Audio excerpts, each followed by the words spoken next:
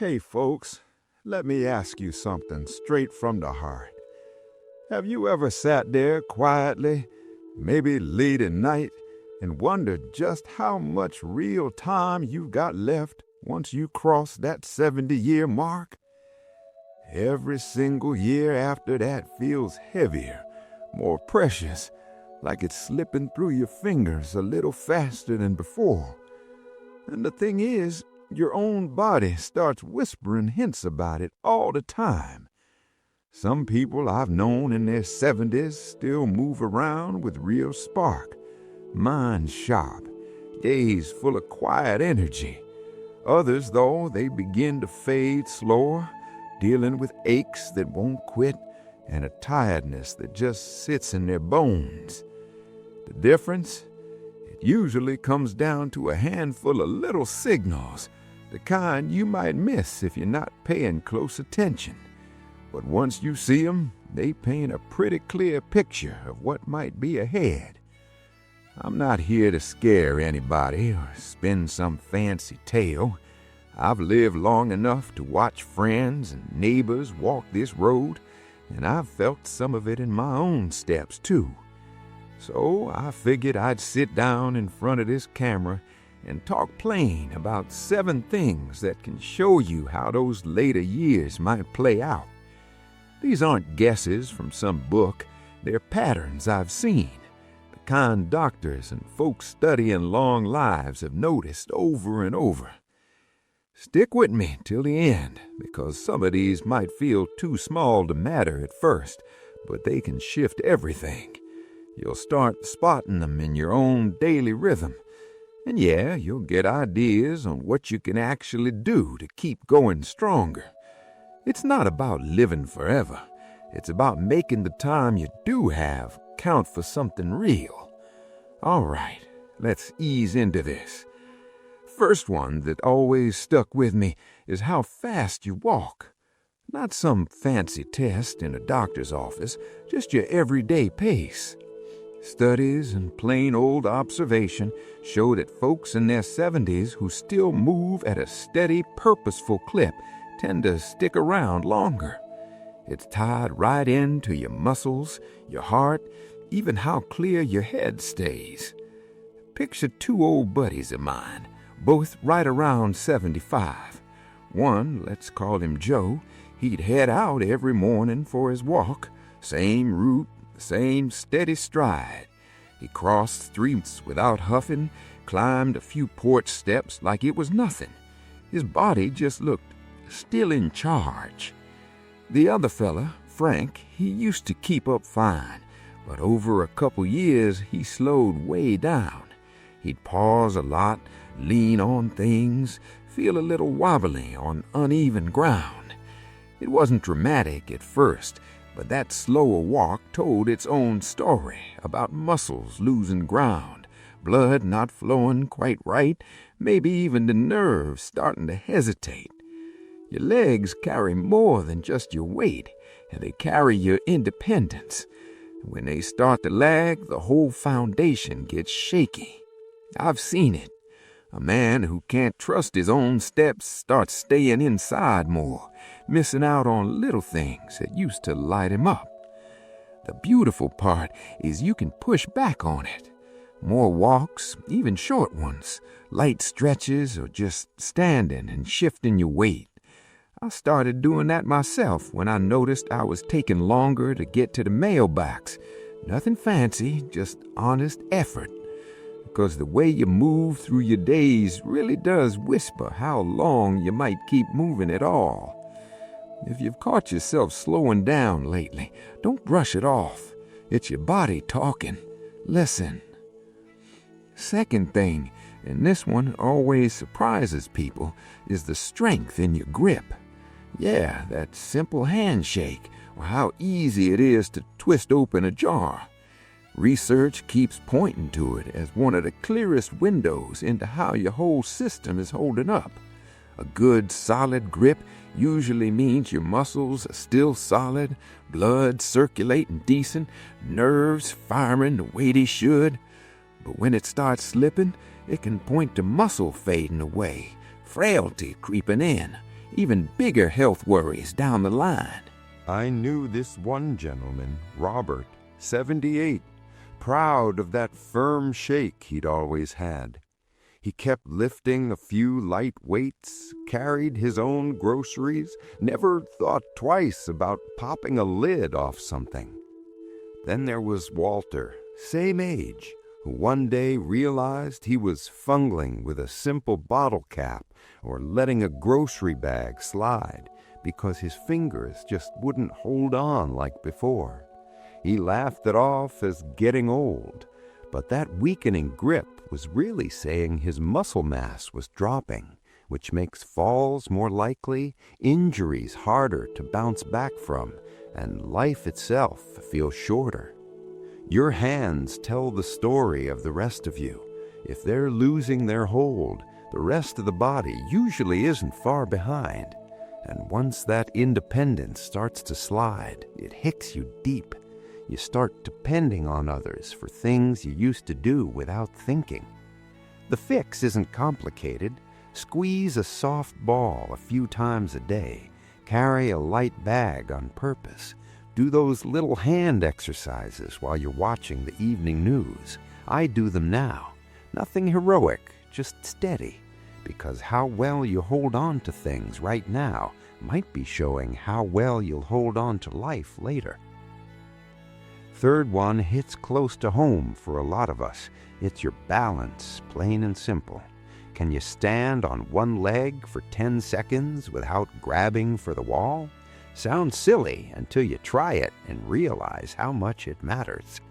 Folks who keep that steadiness into their later years usually have fewer falls, sharper minds, and longer stretches of good health.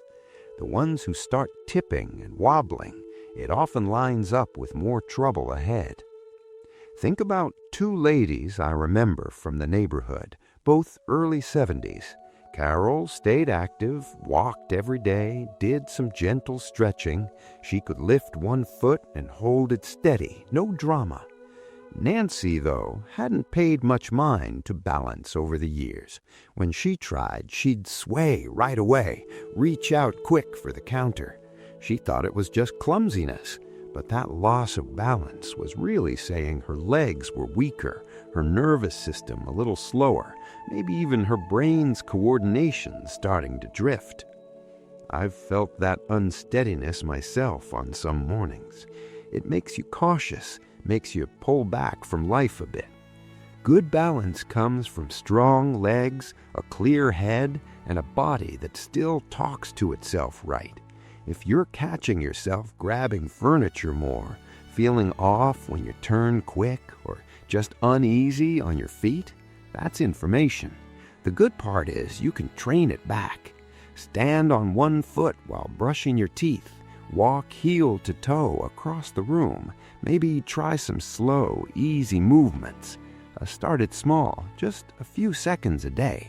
It builds back up, because staying steady on your feet today helps you stay steady in life tomorrow.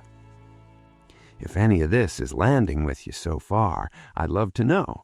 Drop a quick "I'm here" in the comments. It means a lot to an old guy like me sharing these thoughts. Now let's talk about something that happens behind closed doors, but affects everything out in the open: how you sleep. Real rest isn't just lying there. It's when your body does its quiet repair work, builds up your defenses, clears out the junk from your mind.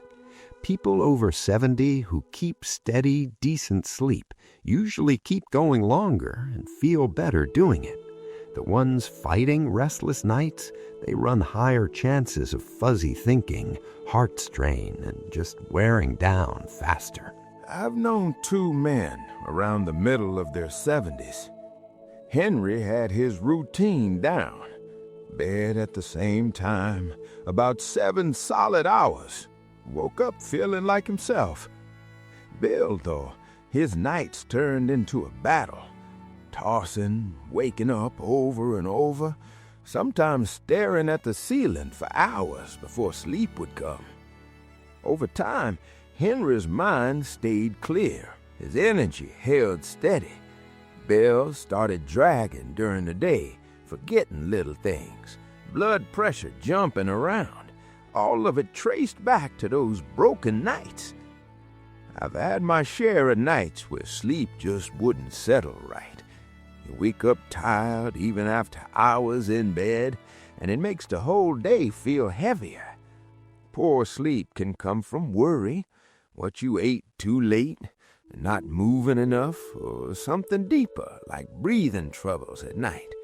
But you can channel it back toward better. Cut the screen light earlier, keep a steady bedtime, get some morning sun on your face, skip the big heavy supper close to dark. It adds up. Sleep isn't a luxury at this stage. It's the quiet fuel that keeps the rest running. Next, pay attention to how your appetite sits with you. The way you eat after 70 can speak volumes about the road ahead. A steady hunger and meals built from real food keep your strength up, your defenses solid, your days brighter. But when hunger quietly slips away, or you start leaning on quick processed stuff and losing weight without trying, it can be a red flag that things inside aren't absorbing what they need. 2 women come to mind, both 74. Margaret still looked forward to her meals, cooked simple, fresh things, and kept a good steady weight and carried energy through the afternoon. Susan, though, noticed she just wasn't as interested in food anymore. She'd skip meals here and there, grab whatever was easy, and slowly drop pounds she didn't mean to lose. She figured it was normal, but that fading appetite was really pointing to trouble pulling in nutrients, which can soften muscles, slow everything down, and leave you more open to getting sick. I've watched friends go through that quiet loss of interest in eating. It sneaks up and suddenly you feel weaker, less like yourself. If you're filling up too fast these days, or food just doesn't call to you the way it used to, or the scale is dropping for no clear reason, listen. Focus on good, whole things. Keep water coming in. Don't let it slide. Eating well isn't about filling the plate. It's about feeding the life you still want to live. Then there's how you carry stress. After 70, the way you handle life's bumps says a lot about how many more of those bumps you'll weather well. Long-term worry doesn't just make you tense. It wears on your heart, stirs up swelling in the body, and can speed up the whole aging process. The people who've learned to let things roll off a little easier tend to stay sharper, steadier, and around longer. John and Richard, both 76, faced the same kinds of troubles. Money surprises, health scares, family stuff. John took a breath, talked it through with a friend, and moved on without letting it own him. Richard held on to every worry, replayed it, let small things grow big. Over time, John's pressure stayed more even, his sleep better. Richard's body paid the price with higher numbers on the monitor and days that felt heavier. I've carried my own share of worries in the quiet hours, learning to breathe slower, stay around people who lift you, and let go of what you can't fix. It's been one of the kindest things I've done for myself. If you notice you're snapping easier, feeling drained by little things, stuck in the same heavy thoughts, it's worth shifting.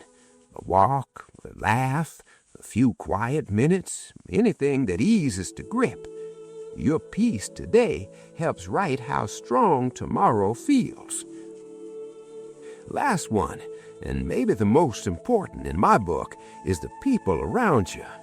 The strength of your connections can quietly decide how long and how well you go on.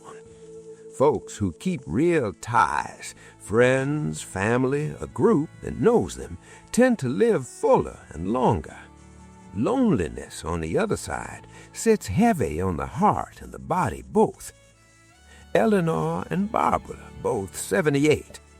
Eleanor kept reaching out, met old friends for coffee, joined a little book circle, laughed with her grandkids on the phone. She felt part of something. Barbara slowly pulled back.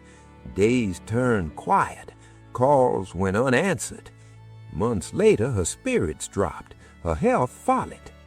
Connection keeps the mind busy and the body lighter somehow. I felt the pull of quiet rooms myself. Picking up the phone, showing up for a neighbor, sharing a story. These small things keep the light on. You don't need a crowd, just a few steady voices who know your name. Nurture them now. They're not just nice, they're part of what keeps you here longer. So here we are. Take a breath and look at your own days. Are you still moving with some purpose, holding steady, sleeping through the night, eating with real hunger, meeting troubles without letting them swallow you, reaching out to the folks who matter? None of this is set in stone. Most of these things you can gently steer back toward better if you start now.